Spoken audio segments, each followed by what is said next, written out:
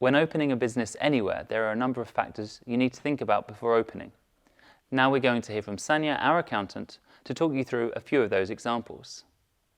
Hi, my name is Sanja. I work as an accountant and I'm here to help businesses decide what module to use when opening either obrt or company, and to see how much taxes and insurance they have to pay when opening each of these things.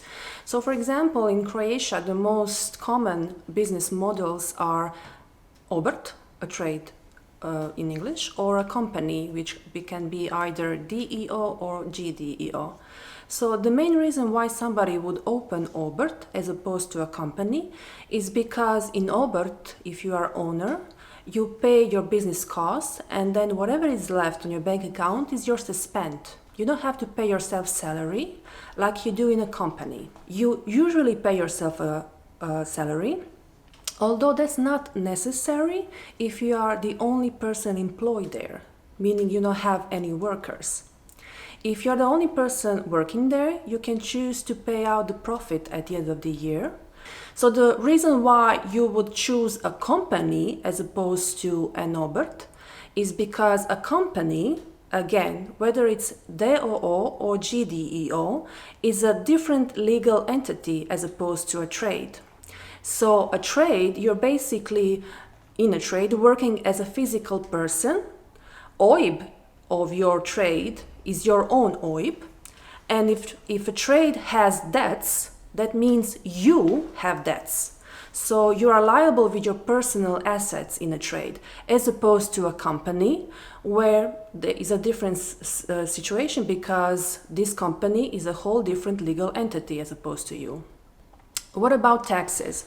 So in obrt you pay income tax, that's 20% on your income at the end of the year, meaning the difference between the money coming in from your clients and the money coming out of your bank account, money coming out obviously for business costs. In a company you pay company tax, it's taxed on your profit, again, the difference between the invoicing to your clients and the invoices you get from your business suppliers.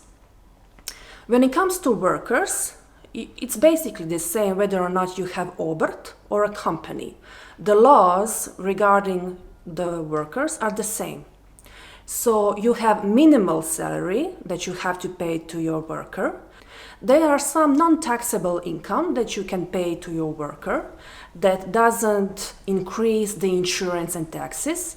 Most commonly, this is money for food, money for their rent, and money for bonuses.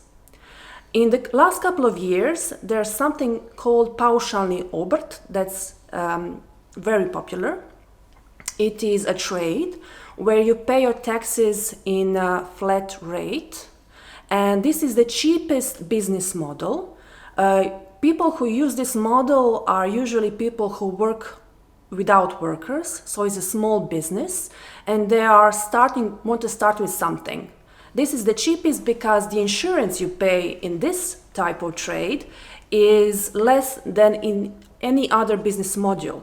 So if you want to maybe talk it over and see which motive you have when opening either trade or a company, you can always contact me at info@realnibrojevi.hr and I can help you with your questions and explain further. Thank you.